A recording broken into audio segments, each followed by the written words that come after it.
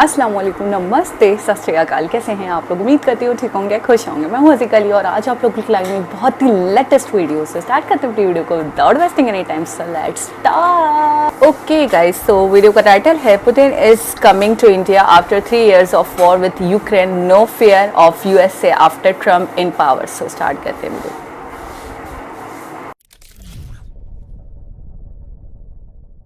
नमस्कार and welcome you all Study IQ. मैं हूं प्रशांत धवन। नाउ दुनिया में आज के समय अगर एक देश लगातार न्यूज बनाता जा रहा है तो वो है रशिया। आप एक बार सोच कर देखिए, भारत में G20 समिट हुआ, व्लादिमीर पुतिन भारत में नहीं आए।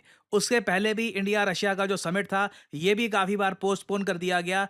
जब से यूक्रेन रशिया वॉर स्टार्ट हुई थी, व्लादिमीर पुतिन एक बार भी भारत नहीं आए। 1000 दिन से भी ऊपर हो चुके हैं कि रशियन प्रेसिडेंट इंडिया नहीं आए। इसके पीछे एक बहुत बड़ा इशू यही था कि यूएस और वेस्टर्न कंट्रीज बहुत ज़्यादा बुरा मान जाते कि इंडिया होस्ट कर रहा है व्लादिमीर पुतिन को।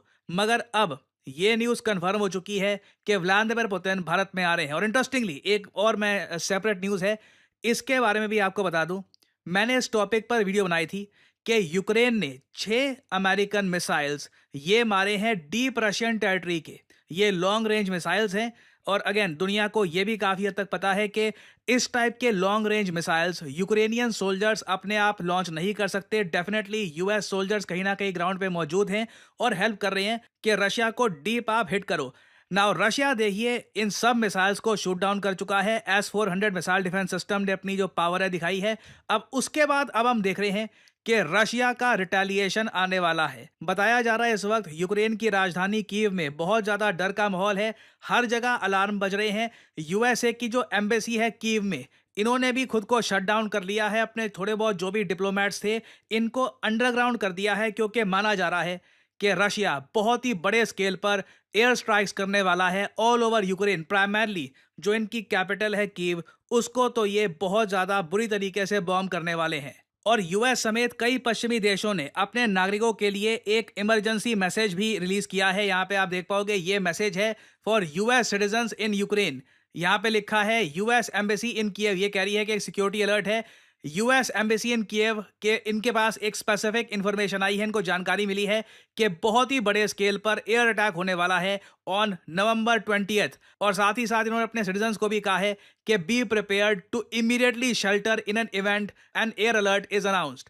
सिमिलरली इटली, फ्रांस, जर्मनी, सारी जो एम्बेसीज हैं इन यूक्रेन ये इस वक्त शट डाउन हो चुकी हैं और अपने सिटीजन्स को यही कह रही हैं कि बिल्कुल ध्यान रखना, ह्यूमंगस स्केल पर बॉम्बिंग हो सकती है ऑल ओवर यूक्रेन। और मैं आपको ये इसलिए बता रहा हूं कि इससे अब दिखता है कि रशिया कितना कॉन्फिडेंट फील कर रहा है। आप एक बात नोट करिए, यूक्रेन ने रशिया को हिट किया, उसके बाद से ना रशिया ने यूक्रेन पर एक साइकोलॉजिकल वॉरफेयर स्टार्ट कर दी कि पहले धमकियां दी कि हम न्यूक्लियर वेपन से रिप्लाई कर सकते हैं। अपने जो बॉम्बर्स हैं, जी हाँ न्यूक्लियर बॉम्बर्स, ये अलर्ट कर दिए बॉर्डर के पास। यूक्रेनियंस ये देखकर काफी घबरा गए। फिर उसके बाद अमेरिकन कहते हैं कि नहीं, न्यूक्लियर बॉम्ब तो नहीं, मगर रशियंस ह्यूमंगस स्केल पर ऑल ओवर यूक्रेन बॉम्बिंग करने वाले हैं। कारपेट बॉम्बिंग हो सकती है। और इस सब के बीच में व्लादिमीर ज़ेलेंस्की, जिनको पता है कि दिन बर दिन समय बीतता जा रहा है, इवेंचुअली जब डोनाल्ड ट्रंप प्रेसिडेंसी संभालेंगे यूएस की, वो दिन करीब आता जा रहा है। ये अब दुनिया को कह रहे हैं कि देखिए हम हार सकते हैं ये वॉर, क्योंकि ट्रंप के आने के बाद जो बिलियंस ऑफ डॉलर्स हमको मिला करते थे वो नहीं मिलेंगे। तो उस केस में पॉसिबिलिटी है कि बिना यूएस एड के हम ये वॉर हार जाएं। रशिया को साफ साफ दिख रहा है victory is slowly coming near them. और इसीलिए अब जिन कंट्रीज को व्लादिमीर पुतिन ने विजिट नहीं किया था जब से ये वॉर स्टार्ट हुई थी, जिसमें एक बहुत ही इंपॉर्टेंट देश है इंडिया, इंडिया रशिया का समिट हुआ, पुतिन आए नहीं, एक बहुत बड़ी बात थी। तो अब वो सारी विजिट्स जो पहली पेंडिंग थी ना, अब रशिया कह रहा है कि हम वो सारी विजिट्स भी कंप्लीट करेंगे। आप कॉन्फिडेंस देखिए इस वक्त रशिया का।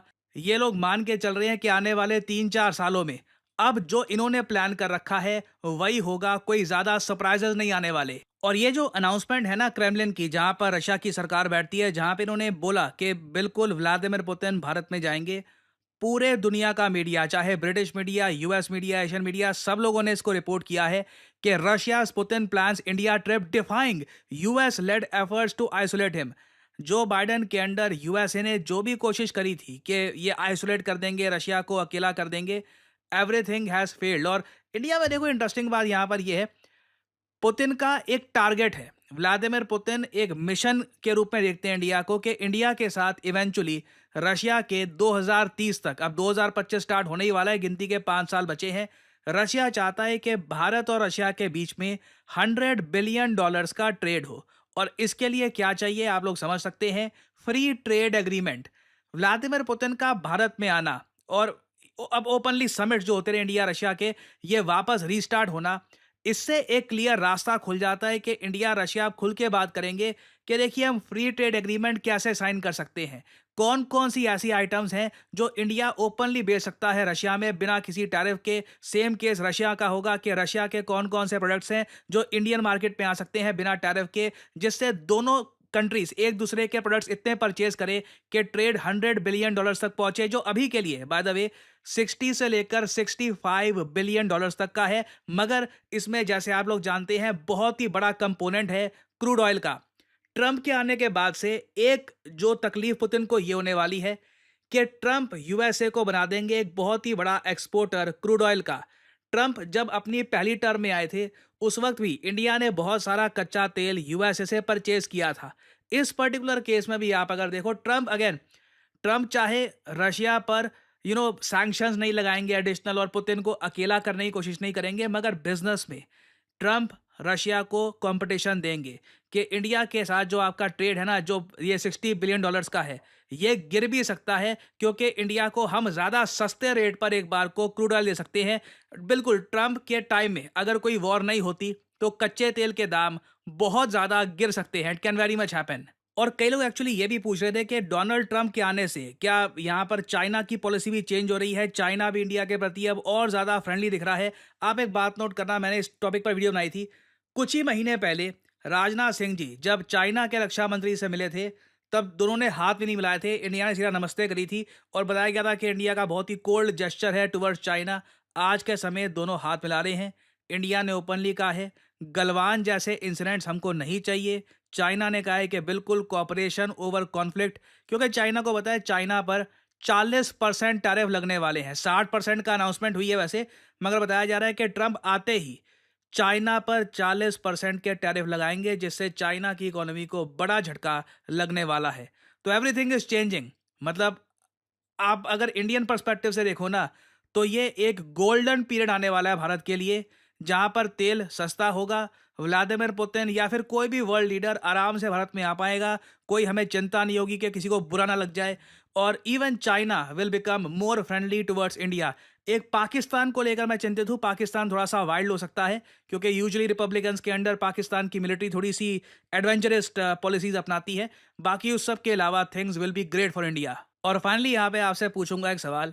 देखिए, भारत की एक heavy communication satellite, actually Bharat की अब तक की सबसे ज़्यादा भारी कम्युनिकेशन सैटेलाइट हम लोग खुद लॉन्च नहीं कर पाए, तो हमने स्पेसएक्स को पैसे दिए और कहा कि आप अपने फैल्कन 9 से इसको लॉन्च करा दीजिए।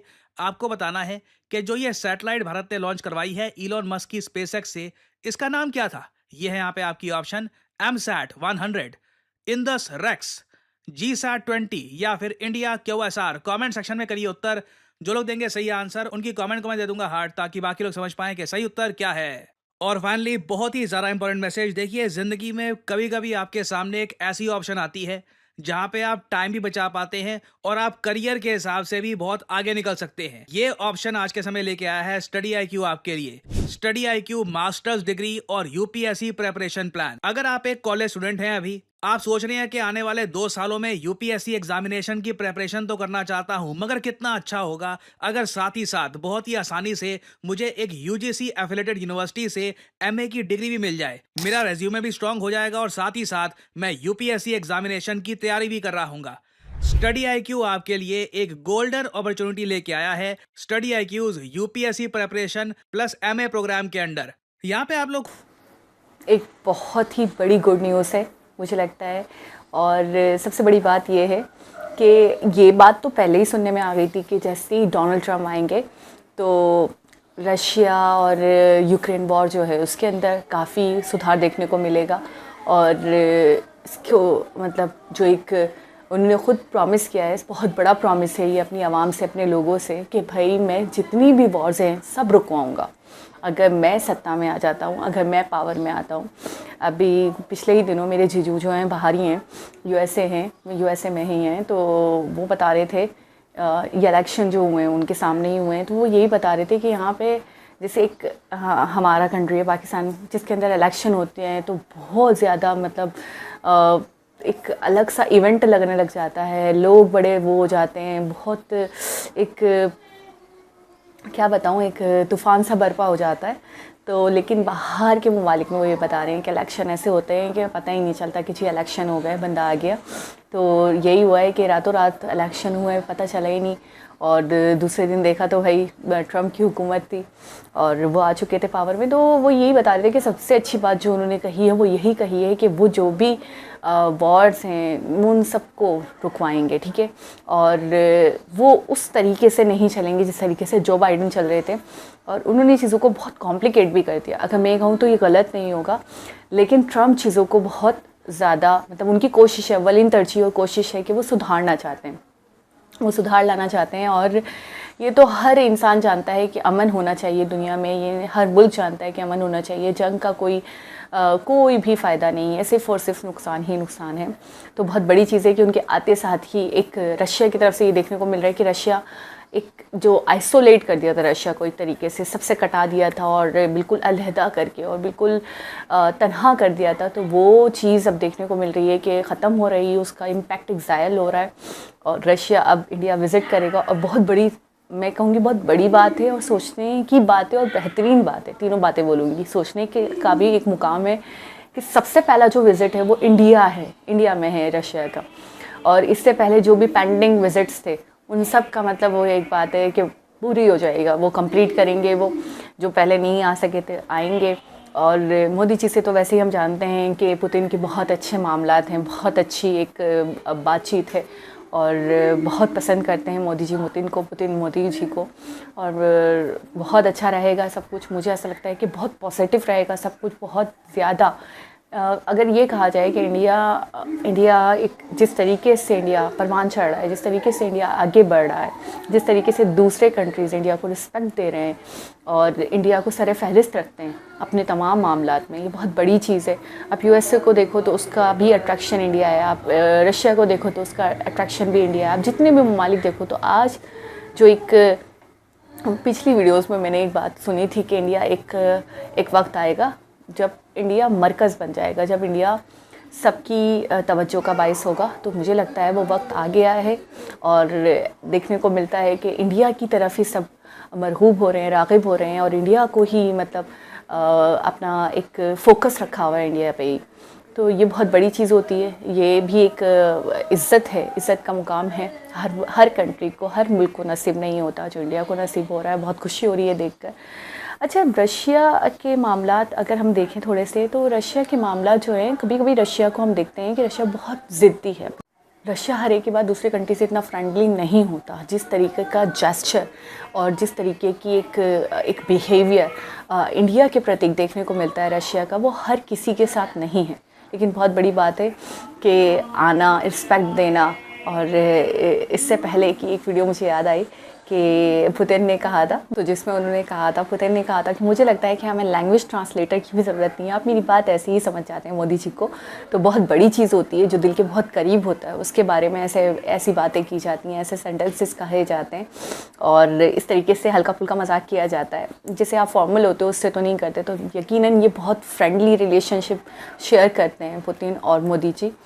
सोचा जाए तो अपने आप में बहुत बड़ी बात है, बहुत बड़ी चीज़ है ये कि 100 बिलियन तक लेकर जाना है इंडिया रशिया के ट्रेड को, और आने वाले 2030 तक, बाय 2030 तक बोल रहे हैं सब कि हो भी जाएगा। ये एक बहुत बड़ा कदम तरक्की की तरफ, अगर मैं ये कहूँ तो गलत नहीं होगा इंडिया का, क्योंकि इंडिया ज़्यादा परचेज़ करता है रशिया से, रशिया कम परचेज़ करता है इंडिया से। तो इसी वजह से इंडिया की तरफ से कहा गया है कि भाई रशिया को कि आप भी हमसे चीज़ों को परचेज़ करें, हम भी अच्छी अच्छी चीज़ें बनाते हैं, हम भी लोगों को एक्सपोर्ट करते हैं, तो आप भी हमसे लो ताकि हमारा ट्रेड ज़्यादा हो जाए, वन साइडेड ना हो, तो दोनों साइडेड हो, ठीक है। तो ये ट्रेड वन साइडेड ना हो, बोथ साइडेड हो। तो बहुत बड़ी चीज़ है, इससे पहले वाली वीडियो में यही देखा था हमने। और आज की वीडियो एक और अपडेट रशिया और इंडिया के हवाले से। चाइना को भी देख रहे हैं कि चाइना भी बहुत ज़्यादा एक सॉफ्टनेस दिखाई दे रही है, पोलाइटनेस दिखाई दे रही है चाइना में, चाइना के बिहेवियर में इंडिया को लेकर। नहीं तो वो जो एक एग्रेशन था वो नहीं है, और अब वो भी समझ चुका है कि इंडिया से पंगा नहीं लेने का। तो एक बहुत इन्फॉर्मेटिव वीडियो थी, बहुत ही बढ़िया वीडियो थी। दोबारा किसी और वीडियो के साथ आपसे मुलाकात होगी। जब तक अपना बहुत सारा ख्याल रखें, और आप हमारे चैनल परफेक्ट 2.0 को सब्सक्राइब करना, वीडियो को लाइक करना, दूसरों के साथ शेयर करना और बेल आइकन को प्रेस करना बिल्कुल ना भूलें, ताकि आने वाली हर वीडियो का नोटिफिकेशन आपको टाइम टू टाइम मिलता रहे। सो अपना बहुत सारा ख्याल रखें। अल्लाह हाफ़िज़।